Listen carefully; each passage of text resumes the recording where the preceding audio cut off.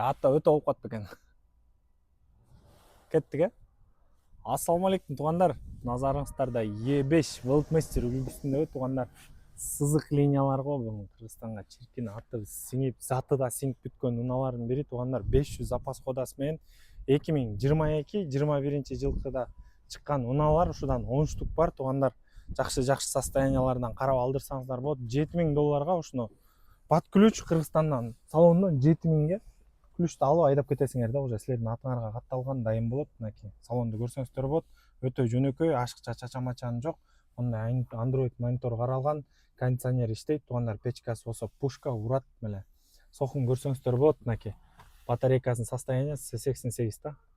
Байкасаңыздар болот, өтө жакшы состоянияда. Бунун өзүнүн пробеги 85 деп таблодо көрсөткөнү, бирок реально режими мунуку жүргөнү деген 180-200 башын жеген болот туугандар. Мунуку пробеги. Аркасында абалын көрсөңүздөр болот. Мынакей аркасында өтө кенен.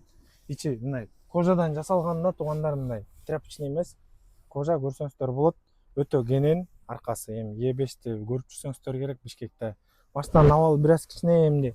Өзүнүн отслужил, бирок $7000 дагы деле өзүнө стоящий машиналардын бири туугандар. Эми мынча акчага мындай батарейка менен мындай состоянияда именно ушундай унааларды алыш кыйын эле туугандар. 22-жылкы тем более туугандар. Жакшылап бир химчистка кылып алып туруп эле зыңылдатып айдап жүрө бере турган унаалардын бири туугандар. Тарсылатып эле айдаш керек муну зарядтап эле туугандар. Кимге керек болсо кайрыла бериңиздер, Electrolux кейжиге алып келип беребиз. Каалаган бюджетиңиздерге каалаган электромобилдерди Кытайдан түздөн түз ортомчу алып келип беребиз. Биздин дарегибиз Арча 5 6/31. Биз кызматтабыз Electrolux кейжи. Ассаламу алейкум.